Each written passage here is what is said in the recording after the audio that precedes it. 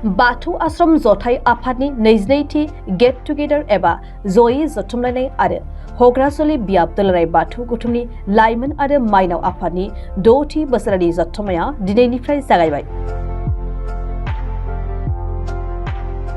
सनितपुर जिल्लानि हग्रासुलि संबराय बाथौ आश्रम फरायसालियाव 16-17 मार्च खालि साननैनि हाबाफारिजों खुंफुंनो लानाय जयै जथुमलायनाय आरो बोसोरारि जथुम्मानि दिनै गिबि साननि हाबाफारि बायदियै बावसालि थारनाय आरो आलारि बाथि फोजोंनायखौ मावफुङो। आलारि बाथिखौ फोजोङो हुग्राजुलिनि गाहाय दौरि मानिनां कमला गयारि। लोगोसे गाहाय लांगोनाखौ बेखेवना होयो सनितपुर जिल्ला बाथौ गौथुम दौरि हान्जानि गाहाय लेंथुमगिरि बुहाराम नार्जारिया। रुंसारि बलेन बसुमतारी गोसोखां गाहाय सायनासालिखौ बेखेवना होयो दिखियाजुलि बिजेपि मण्डलनि नेहाथारि सोमदोन खुंगुर बड'सा।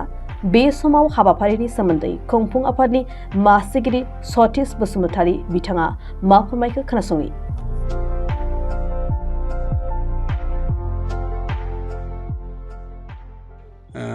जानो गोनां दिनैनिफ्राय जथाइ बाथौ आश्रम आफादनि 22थि जयै लोगो हमलायनाय बे हाबाफारिया साननैनि मेहेरगोनां हाबाफारिजों खुंफुंजानो दिनैनिफ्राय जागायबाय।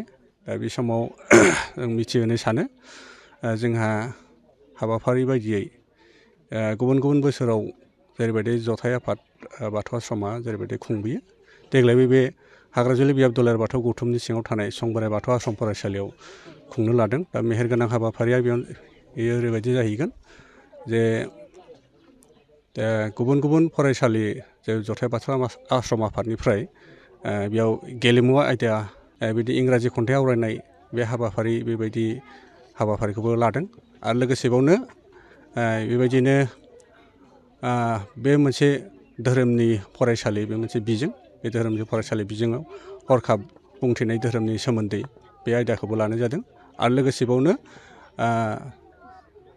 गथ'फोरनि इयुन आखल आखु गियानफोरखौ नायनानै जे मोनसे गावखौ इसोरजों बावसोमनानै जे सासे आब्रुथि गोनां सासे सुबुं सम्पद सोरजिनो हायो बेबायदिनो बेखौ नोजोर बोनानै मोनसे आर'ज बादायलायनाय हारसिं आर'ज बादायलायनाय बे हाबाफारियै बिदिनो जोंहा हाबाफारियाव होखानाय दङ।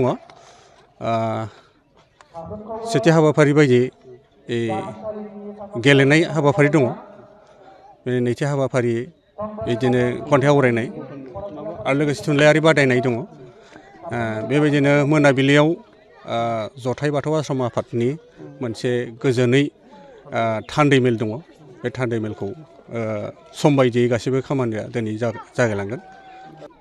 दा गेवलां मेलनि हाबाफारियाव दा जथाइ बाथौ आश्रम आफादनि गासै बिबानगिरिफोरजों लोगोसे जोंहा बे ओनसोलाव जोंनि सोलोंथाइ धोरोम बिथिं बायदि बिथिङाव दावगालांनो थाखाय जे बेयावहाय गोनां गोनां आलासि लेंहरनाय जादों।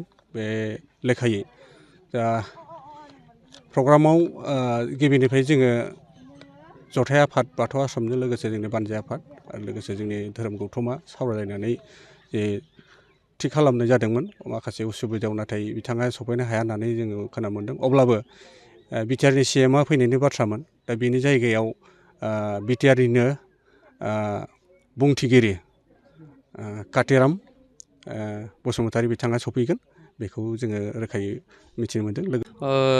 जोबोर मोनसे गोजोनथाव खौरां एबा गोग्गानो गोनां खोथा जे जोंनि बाथौ धोरोमारिनि गेजेराव जा बाथौ आश्रम फरायसालिफोर दं बेनि दिनै बे बोसोराव 22थि 22 बोसोर जाबाय। बेनिनो 22 बोसोरनि जा जथुमलाय बेखौ दिनै जथुम्माखौ हाग्राजुलि बियाबनि बेन्दोङाव खुंदों। बेनि गाहाय सायनासालिखौ बेखेवनो मोननानै गोजोननाय मोन्दों। मिजिंथियो बे सायनासालि बा बे सायनासालि सिङाव बा बे जथुम्मानि गेजेरजों बाथौ धोरोमारि माखासे सान्थौफोरखौ लानानै फैबाय थानाय समाव सोलोंथाइनि गेजेरजों जोंनि धोरोमारिनि फरायसुलि बिथांमोना जौगानो हागोन। धोरोमारि आसारखान्थि हारिनि जा जोंनि आसारखान्थि हारिमु बेखौ फोथांनानै लाखिनाया साफ्रोमबो बाथौसानि बेयो जोंनि दायित्व दं। ओंखायनो आसा खालामो बे जथुम्मानि गेजेरजों जाहाथे फैबाय थानाय इयुन जोलैफ्रा मोजां खौरां लानानै मोजां सोलोंथाइ लाना मोजां गियान लानानै थाङो आरो बे जथुम्मानि गेजेरजोंनो धोरोमारि आसारखान्थिफ्रा बेरखाङो हारिमुनि आसारखान्थिफ्रा बेरखाङो सोलोंथायाव जौगानो हायो बेखौनो मिजिंथियो। नमस्कार, मैं doctor Pratibha Pasari Agarwal, IVF specialist at Apollo fertility Guwahati. मैं जनाब विचारिছো जे मैं कक्राझार अपोलो डायग्नोस्टिकत 23 मार्चत आहि आसो दुपरिया 12टा बजार পৰা এটা বিনামূলীয়া নিসন্তানতা কেম্প লৈ পেলাই যাৰ এনেকুৱা ধৰণৰ প্ৰব্লেম আছে নিসন্তানতা প্ৰব্লেম আছে আহি পেলাই মোৰ লগত আলোচনা কৰি পেলাই চিকিৎসা কৰিব পাৰে।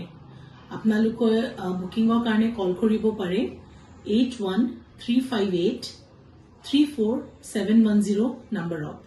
আকৌ একবাৰ কৈছো 8135834710 ফোন নম্বৰত কল কৰি পেলাই আপোনালোকে আপোনালোকৰ এপইণ্টমেণ্টটো বুক কৰিব পাৰে। ধন্যবাদ।